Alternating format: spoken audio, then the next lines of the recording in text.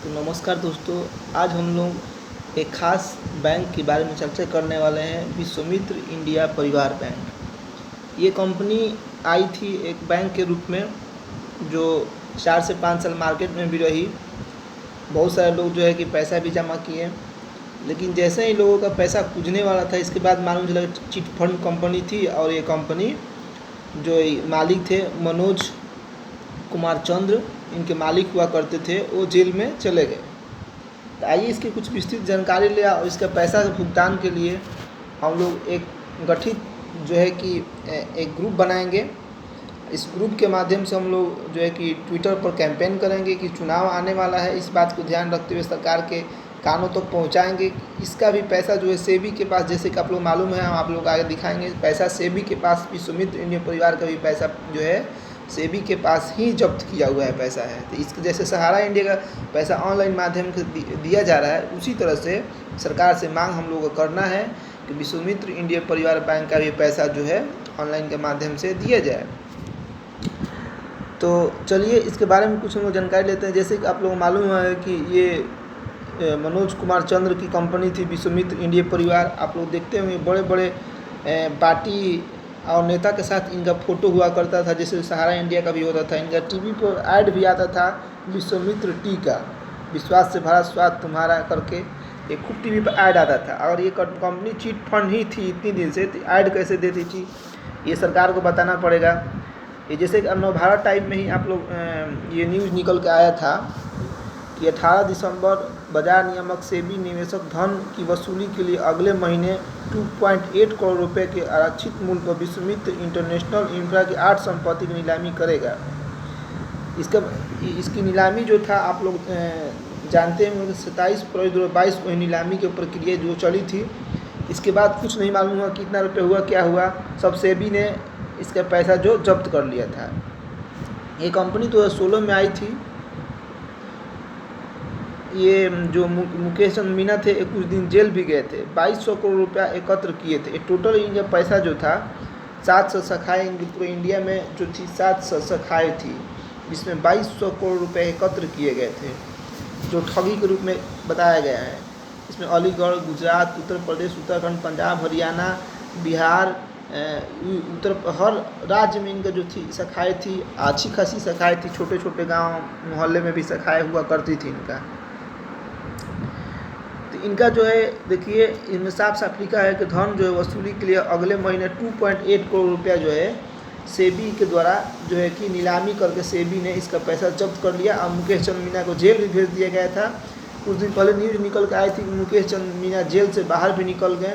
ये पैसा के बारे में कुछ अभी तक जानकारी नहीं मिला कि पैसा हुआ क्या। इसका जो इतना रुपया था 2.8 करोड़ पैसा था कि सेबी ने जब्त कर लिया, तो फिर पैसा तो आगे लोगों को देना चाहिए।